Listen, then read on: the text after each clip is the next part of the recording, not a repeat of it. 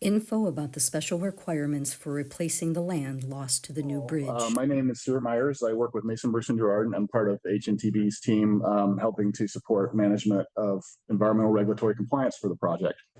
So I just wanted to kind of set the stage here for how we got to where we are today, going back to the port's acquisition of LWCF funds. And they were federal funds acquired through the Land and Water Conservation Fund, which is a funding mechanism for states and local entities to basically acquire land and establish open spaces and parkland. So in the 1970s, the port acquired these funds to basically expand and further develop Marina Park. And the replacement bridge of southern alignment actually occurs within the LWCF boundary. It's about a couple hundred feet downstream of the existing alignment or west of the existing alignment. And that southern approach will occur within the encumbered area for Marina Park, which per LWCF rules, that is a conversion of use. And that is taking a recreational property and turning it into a non-recreational property. So the new bridge conversion will require offsetting of recreation land. It's basically kind of a mitigation process to be acquired to develop recreation land elsewhere for that offsetting.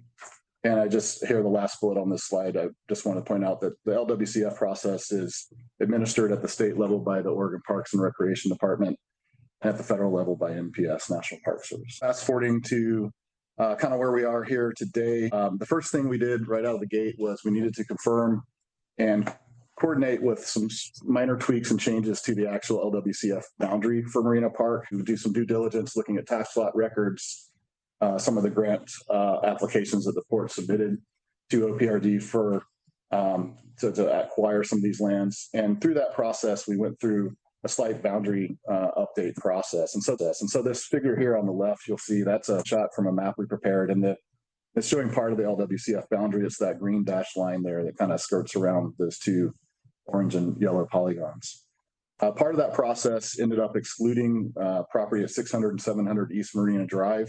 And the reason for that was that area was really going to be set aside for non-recreational use. It was shown that that was going to be future other services. So, and that's on this lower portion. Right, that's right, Commissioner Fox. So the sort of the orange polygon there, that's why I kind of zoomed in on these two polygons here. So that's what we're calling the exclusion area, 600 and 700 Marina Drive. So that area is not encumbered by 6F rules per our coordination with OPRD and NPS. So the next step was to confirm the conversion footprint with both parties. And the conversion footprint here is graphically shown in the yellow polygon. That's basically the footprint for the permanent bridge right of way and the construction and lay down staging areas. So the areas that'll be permanently impacted by the bridge, also with the areas that'll be encumbered for 5 to 6 years to build the bridge. Fairly recently, within the last few months, we submitted a proposal to OPRD to request that they consider removing the temporarily encumbered areas from the permanent conversion footprint, with the rationale that those areas were going to be going back to park amenities. So in other words, the areas that aren't encumbered by the bridge will be going back to either parking lot, the waterfront trail. We'll have a temporary detour for 5 or 6 years that will be more or less put back in the same location. So everything outside of the permanent bridge footprint will go back to recreational uses. But in the LWCF manuals and per state and federal rules, any encumbrance for over 180 days is considered a permanent conversion. It's a long enough time they've deemed to take that land out of recreational use that it's a big enough impact that it just gets woven into the full conversion footprint. So that area is about 3 acres there you see in the yellow. So that's the area that we are working with on this conversion process. So a few more slides here on just the replacement land requirements. I mentioned those appraisals. One of the key rules for conversion is that the replacement land that you're proposing to replace an encumbered converted LWCF land must have the same or higher fair market value than the converted land. So the cost of the land is a big component of this process, not just making sure you're providing recreational opportunities over here to offset your impact, say over here. Another aspect of this is that the replacement property must have reasonably equivalent usefulness as converted land. So that's what that means, is it provides a little bit of flexibility on what you provide. So in other words, if, let's just say for sake of the discussion here, if the encumbered area is parking lot, grass, some old port buildings and the trail, it doesn't mean you have to do in-kind replacement and go find somewhere else just to put those exact items into an existing park or creating a new park. So there is some I guess you could say, flexibility. Wanted to also point out that wetlands meet the reasonably equivalent usefulness requirements because of the recreation and open space value. So the idea there is that, wetlands are worth preserving. LWCF does have carve outs and talks about the actual law. The act talks about the importance of open spaces and natural ecological settings such as that. So, in my mind, that's actually could be a benefit for the project because, typically property that could be developed that has wetlands on it, there's, regulatory scrutiny, there's costs. Sometimes there's mitigation if you're going to impact wetlands. So a lot of times if land has wetlands on it, it's not as, say, attractive for development because of those regulatory requirements and costs associated with impacting them. But for LWCF, wetlands work for replacement. And from a geographic standpoint, the replacement property doesn't need to be directly close by the converted land. There's no, say, specific quantitative, it has to be within 5 miles, 10 miles, et cetera. But it has to qualitatively serve the same general community, right? And that makes sense, right? If you're taking recreation land here from the community, you want to make sure that same community can benefit from replacement. Sure. So in this case, because this land's, looking out on a river, does the replacement property have to have anything to do near another aquatic body? It does not.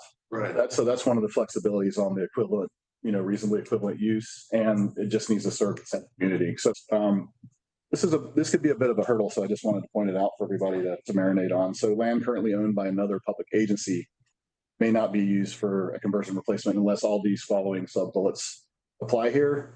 And, I'm not going to go through and you guys can read what's on my slide here, but I guess the point I want to drive home here is that acquiring land that's currently in private ownership has less regulatory scrutiny and less sort of rules and regulations on how that land can become property opportunities.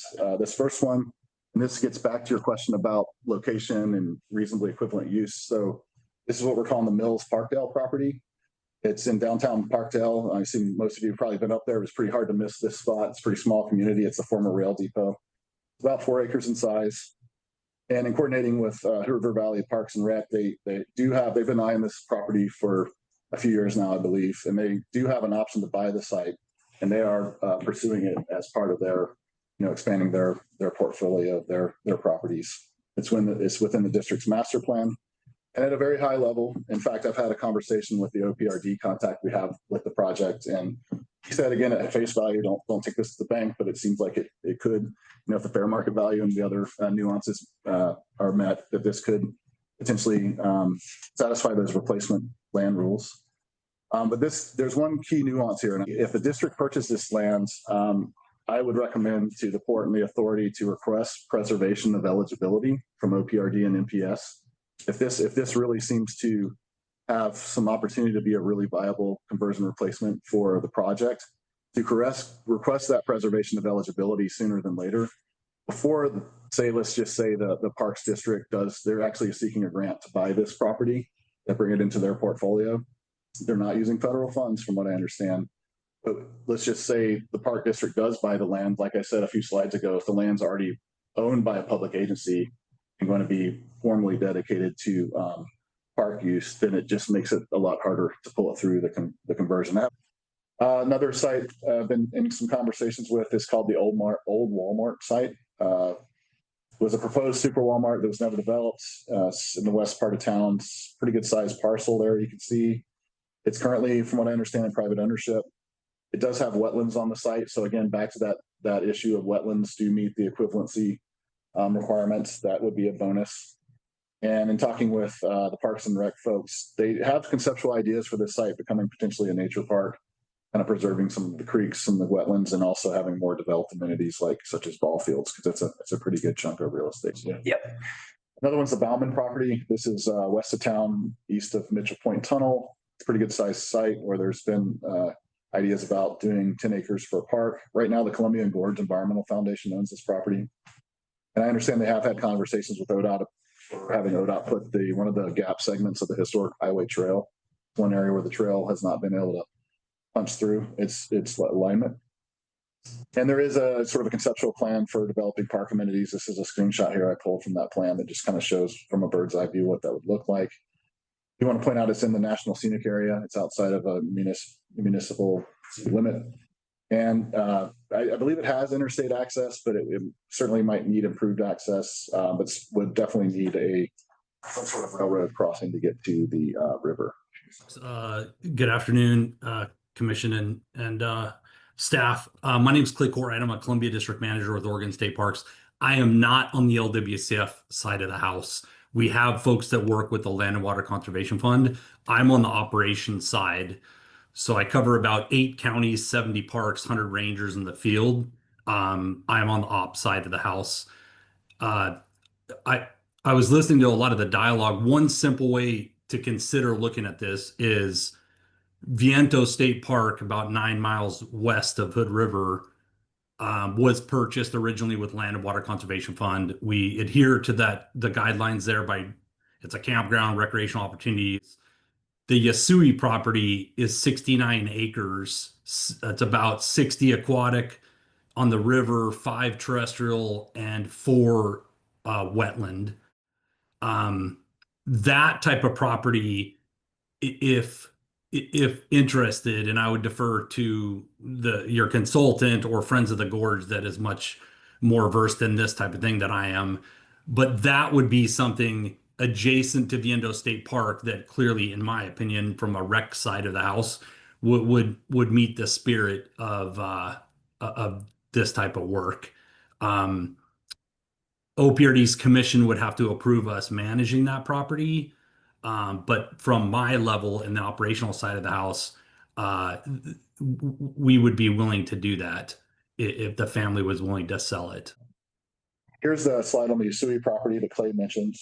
As Clay mentioned, it's private land located pretty much surrounded by OPRD land. So in this graphic here, it's the tax lot is the light blue, kind of L-shaped, upside down L-shaped polygon. So most of the properties in the river, but all the land surrounding that little triangular piece there that's on land is surrounded by Viento State Park.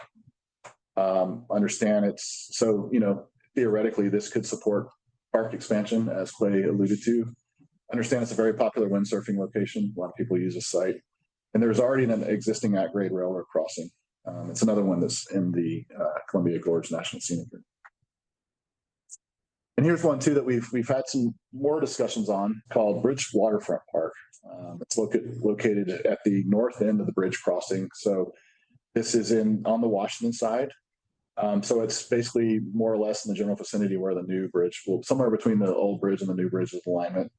So given that it's got tribal land nearby, railroad, steep slopes, there's some complex development access issues, but probably the most complex aspect of this one is that the LWCF rules require replacement land from a conversion be in the same state. And this is another one where we've asked the question a couple times if both parties would consider allowing Bridge or Waterfront Park to move forward, and we've been told that the rules just won't allow that level of flexibility.